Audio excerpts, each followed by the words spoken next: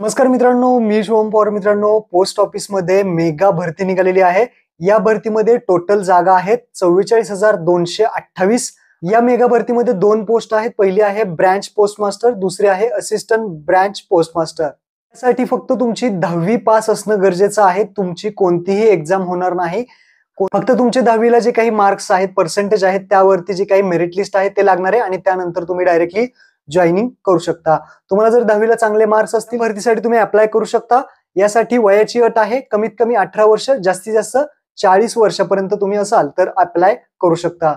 या भरतीचे आजपासून online form सुरू झालेले आहेत. ऑनलाईन फॉर्म भरण्यासाठी फीज जर पाहिली तर ओबीसी, ओपन आणि ईडब्ल्यूएस ला 100 रुपये फीज आहे. एससी एसटी अदरला फीज कोणतीही लागणार नाही. या भरतीसाठी ऑनलाईन नक्की फॉर्म कसा भरायचा आहे, लाईव्ह प्रोसेस तुम्हाला A to Z सांगणार आहे. तर व्हिडिओ नक्की आपला शेवटपर्यंत पहा. चॅनलवरती पहिल्यांदा आला असाल तर चॅनलला सबस्क्राईब करून ठेवा. अशाच महत्त्वपूर्ण व्हिडिओज तुम्हाला भेटत राहतात. तर चला मित्रांनो, व्हिडिओ सुरू करूयात.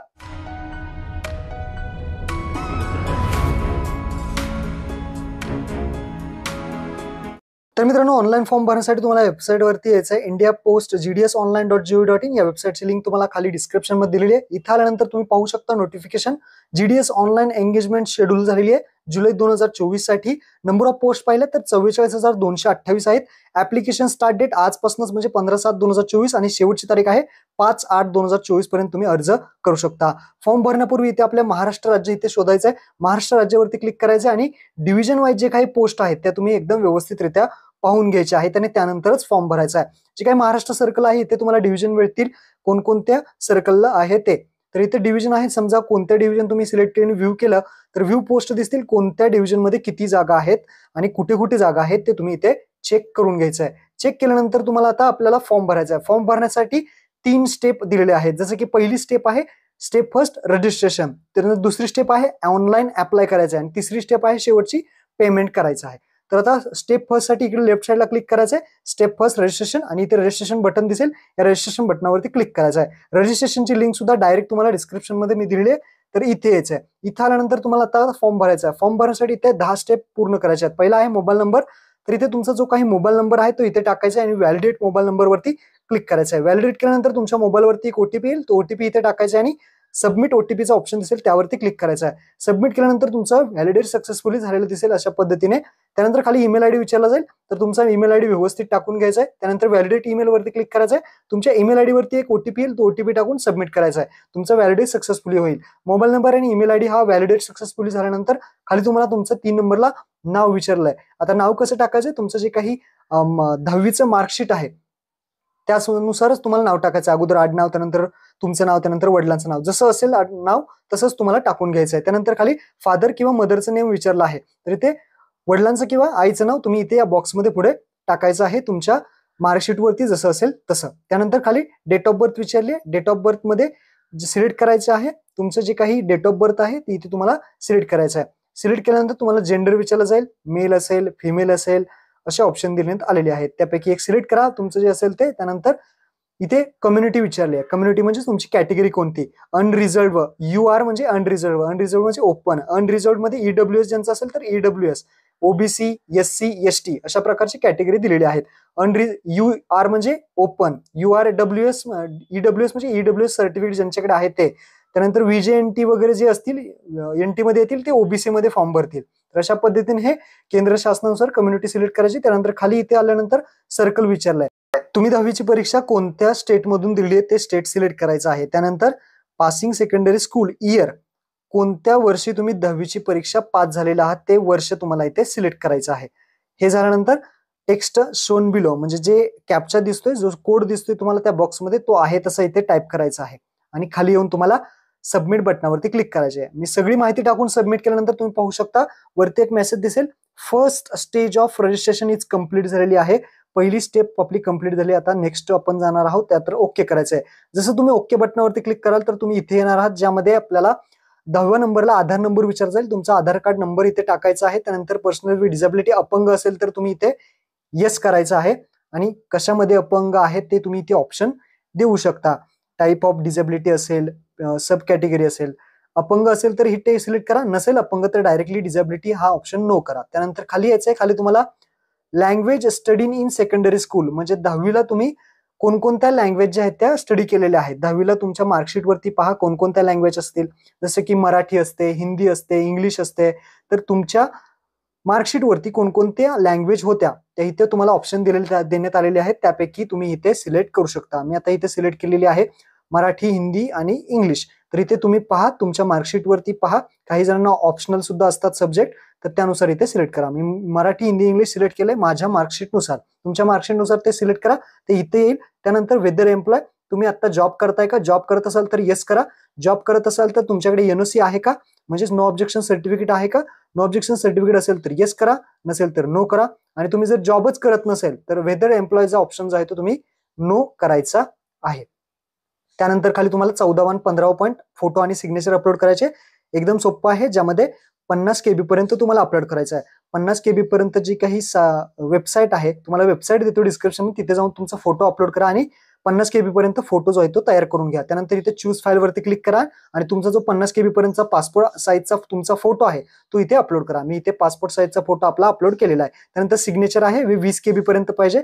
20 KB पर्यंत हा फोटो तयार करून घ्या, म्हणजे सिग्नेचर तयार करून घ्या आणि हा फोटो इथे अपलोड केलेला आहे. तुमचा पासपोर्ट साईज फोटो आणि सिग्नेचर अपलोड करून खाली सबमिट बटनावरती क्लिक करायचं आहे. तुम्ही जी काही माहिती भरलेली आहे ती एकदा चेक करायची आहे आणि त्यानंतर खाली सबमिटचं बटन दिसेल त्यावरती क्लिक करायचं आहे. टर्म्स अँड कंडिशन ऍक्सेप्ट करून सबमिट करा. सबमिट केल्यानंतर तुमचं इथे रजिस्ट्रेशन आपलं सक्सेसफुली झालेलं आहे. तुम्हाला नंबर दिसेल, हा रजिस्ट्रेशन नंबर कॉपी करून घ्यायचा आहे. कॉपी केल्यानंतर खाली कंटिन्यू टू अप्लाय वरती क्लिक करायचं आहे. कॉपी करा किंवा याचा फोटो काढा. कॉपी करून कंटिन्यू टू अप्लाय वरती क्लिक केल्यानंतर पुढे यायचं आहे. पुढे आल्यानंतर तुमचं जे काही स्टेप्स आहे ते आता ऍप्लिकेशन फॉर्म तुम्हाला भरायचा आहे.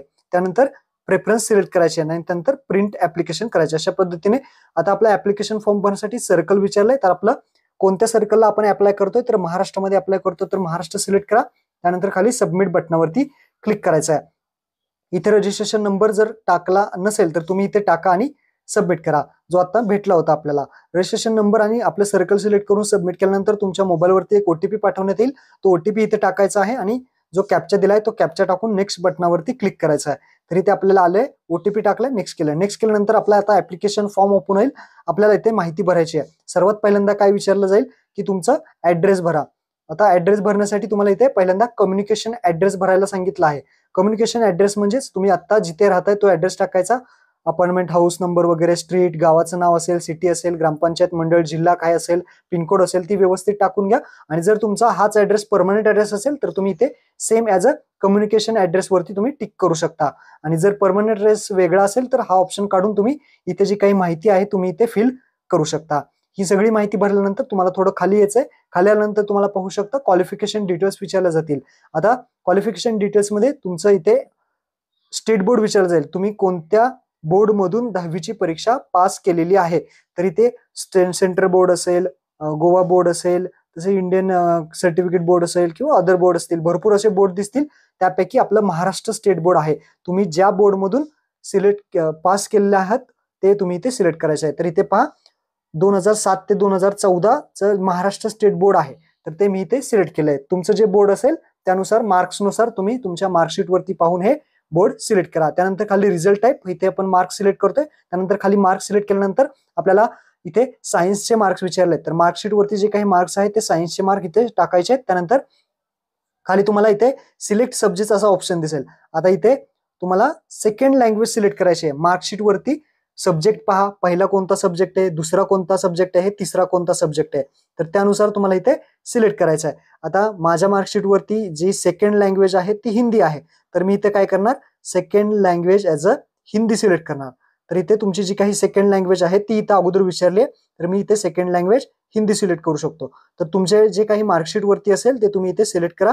तर इथे मी हिंदी सिलेक्ट केली आहे. त्यानंतर इथे सिलेक्ट सब्जेक्ट, अजून एक आता फर्स्ट लँग्वेज विचारली आहे. तर तुमच्या मार्कशीट वरती पहा पहिला सब्जेक्ट कोणता आहे. माझ्यावरती मराठी आहे त्यामुळे मी मराठी सिलेक्ट केला. त्यानंतर थर्ड लँग्वेज विचारली आहे, तर आता थर्ड लँग्वेज आहे माझ्याकडे इंग्लिश. तर अशा पद्धतीने मी सेकंड, फर्स्ट आणि थर्ड असे सिलेक्ट केलेलं आहे, कारण इथे विचारलेलं आहे.